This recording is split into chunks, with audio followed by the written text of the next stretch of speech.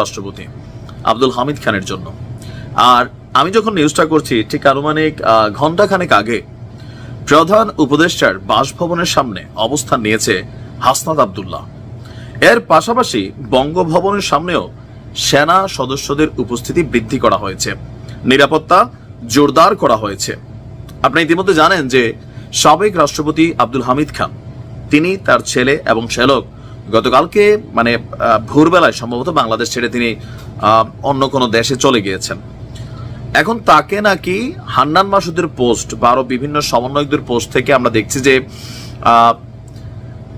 এয়ারপোর্টে তাকে আটক করা হয়েছিল অথবা তাকে সেখানে থামানো হয়েছিল। এরপরে রাষ্ট্রপতি চুপ্পু সাহেবের কোন একটা ফোনে সেখান থেকে তাকে গ্রিন সিগন্যাল দিয়ে বাংলাদেশ থেকে যাওয়ার সুযোগ করে দেওয়া হয়েছে।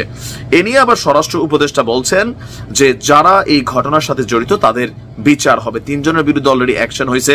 তবে আমরা যতটুকু জানি রাষ্ট্রপতি আব্দুল হামিদ খান সম্পর্কে গণমাধ্যম বলছে কোন সংস্থার কাছে এমন কোন অভিযোগ বা তথ্য ছিল না। সো তিনি বাংলাদেশ ছেড়ে যাইতে পারেন যদি তার বিরুদ্ধে কোনো মামলা চলমান না থাকে। কিন্তু সমন্বয়করা মনে করছেন যে না ভাই, এই ইন্টারিম সরকারকে জুলাই বিপ্লবীরা আর সাপোর্ট করতে পারে না, কারণ আওয়ামী লীগকে ব্যান করা হচ্ছে না, আরো নানান সমস্যা তারা ফোকাস করেছেন। আজকে বিভিন্ন সমন্বয়ক তাদের ফেসবুকে বিভিন্ন স্ট্যাটাস দিয়া মাঠটা গরম করছে। আর এর পাশাপাশি গেল কয়েকদিন আগেও হাসনাত আব্দুল্লাহ ডক্টর ইউনূসকে টার্গেট করে বলছিলেন যে কোন বিদেশি শক্তি আপনাদেরকে ক্ষমতায় বসায় নাই, এই ছাত্র জনতা বসাইছে, শহীদদের হিসাব নিয়ে আপনাদেরকে চলতে হবে, নানান বক্তব্য ছিল। তো এখন আমরা যতটুকু দেখছি যে এই মুহূর্তে আপনার হাসনাত আব্দুল্লাহর নেতৃত্বে, আমি যখন নিউজটি রেকর্ড করছি কাছাকাছি লেভেলে গণমাধ্যমে ফুটেজ আসা শুরু হয়েছে যে যমুনার সামনে তারা অবস্থান নেবেন এবং বঙ্গভবনেও আমরা দেখছি যে সেখানে নানান ধরনের ক্রিয়া প্রতিক্রিয়া চলছে। তাদের বক্তব্য, হাসনাতের বক্তব্য যে গণহত্যাকারী আওয়ামী লীগের বিচার নিশ্চিত এবং রাজনৈতিক কার্যক্রম নিষিদ্ধের সুস্পষ্ট রোডম্যাপ না হওয়া পর্যন্ত আজ রাত 10টা থেকে প্রধান উপদেষ্টার বাসভবন যমুনার সামনে অবস্থান কর্মসূচি চলবে, যার এজেন্ডায় গণহত্যাকারী আওয়ামী লীগকে নিষিদ্ধের সুস্পষ্ট বয়ান নাই, তার সঙ্গে আমরা নাই।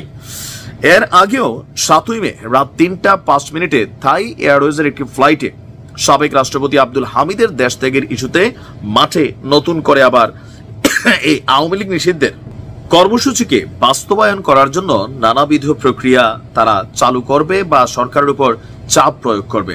অপরদিকে হাসনাত বলছে যে আসিফ এবং মাহফুজের আওয়ামী লীগ নিষিদ্ধের ব্যাপারে কোনো বিপরীতমুখী অবস্থান না, তাহলে সরকারের মধ্যে বাধা হয়ে দাঁড়াচ্ছে কারা, এরকম একটা প্রশ্ন তাদের। অপরদিকে বঙ্গভবন ঘেরাও করার জন্য আমরা দেখছি যে জুলাই বিপ্লবীরা আপনার একত্রিত হয়ে সেখানে উপস্থিত হচ্ছেন। অপরদিকে মুগ্ধর ভাই স্নিগ্ধ তিনি জুলাই ফাউন্ডেশন থেকে আজকে তিনি তার দায়িত্ব থেকে সরে গিয়েছেন, তার দায়িত্বে নতুন আরেকজন আসছেন। তবে তিনি কোনো রাজনৈতিক দলে এই মুহূর্তে যোগদান করবেন না। আজকের দিনে ভারত পাকিস্তান যুদ্ধের পাশাপাশি আওয়ামী লীগ এনসিপির একটা আমরা যুদ্ধ পরিস্থিতি দেখতে পাচ্ছি। এটার রেজাল্ট কি হবে বা হাসনাত আব্দুল্লাহরা সেখানে রাতের বেলা কারা কারা যাবেন, কতক্ষণ অবস্থান করবেন, বঙ্গভবনেও কি হবে, সরকার কতটুকু ক্যাপাবল আছে যে এইরকম যে কোনো দাবির সামনে মাথা নোয়াই ফেলবে, নাকি আসলে সরকার সরকারের গতিতে চলবে, এখানে নানান প্রশ্ন সামনে তৈরি হয়েছে। এখন দেখা যাক কি হয়, কারণ বাংলাদেশে নতুন কিছু এখন প্রতিদিনই আমরা দেখছি। স্বরাষ্ট্র উপদেষ্টার পদত্যাগ দাবি করা হয়েছে, আসিফ নজরুল স্যারের পদত্যাগ দাবি করা হয়েছে, অনেক রকমের এজেন্ডারে ভাই। তো ব্যস্ত থাকেন ভারত পাকিস্তান যুদ্ধের সাথে সাথে সরকার বনাম এনসিপি আপাতত। হ্যাঁ।